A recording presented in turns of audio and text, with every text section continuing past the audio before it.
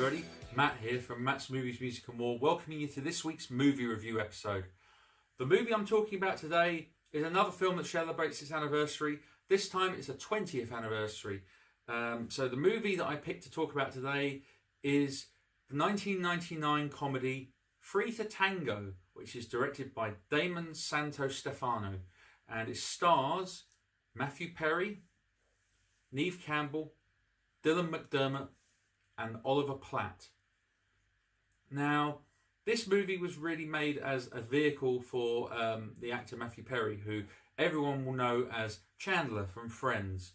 I'm a huge fan of Friends in the 1990s when I was growing up as a kid, and I still like Friends to this day, but I don't watch it as religiously as much as I used to. But I always thought Matthew Perry was hilarious as Chandler. He was always my favourite character, and I remember when Free to Tango came out, I'd rented it from the video shop and I watched it, and I then went out and bought it on DVD because it was one of the early DVDs that came out. And I really liked the film. I thought the film was really, really good. But I will describe what the film's about. The film is about two architects, Oscar Novak and Peter Steinberg, who's played by Matthew Perry and Oliver Platt.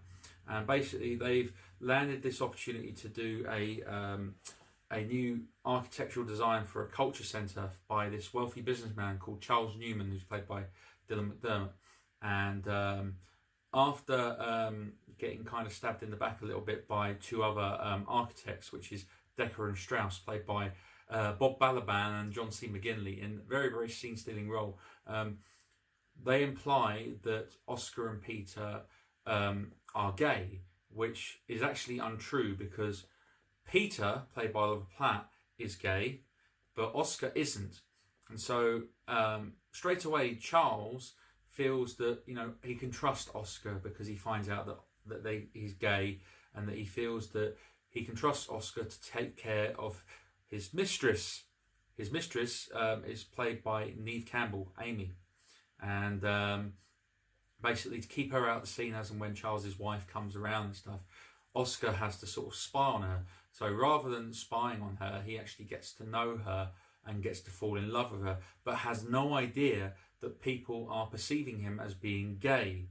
So it's coming out that when they're doing interviews and stuff that something's not right, and it turns out that he reads on the newspaper that Oscar is gay, and he's like, whoa, wait a minute, I'm not gay. There's nothing wrong with gay people, but he said, I'm not gay.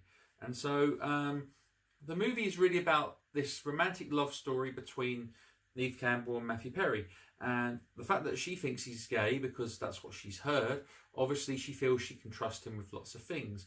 And obviously Charles is a very, very jealous guy, and they're trying to do their work. But the funny thing that comes up is that because of Oscar and the way that he speaks, especially in public when he's standing up for people and stuff, the lesbian and gay community decide to honour Oscar by giving him the Gay Man of the Year award, which is an absolute joke because clearly he's not gay.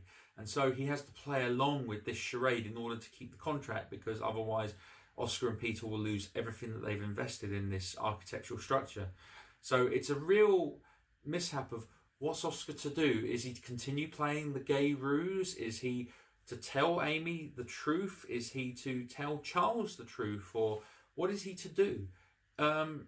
It's a movie which is very difficult for me now to kind of wonder if a movie like this would even get made, because you don't hear this film get mentioned very often. And when I saw it as a young 17-year-old kid, I enjoyed it for what it was. I thought it was really good. And when I watched it for the first time in 20 years, it made me feel good. It reminded me of a time that, of when I was 17. And, I enjoyed this film a lot. And it just worries me that with political correctness and the way that things are changing in this day and age, I don't know if a movie like this could be made. And given the fact that a lot of movies now, that if you have characters who are homosexual or anyone from the LGBT community, a lot of films now are saying you have to cast people that have those sexual orientations, which I kind of think is unfair, given that movie is about acting.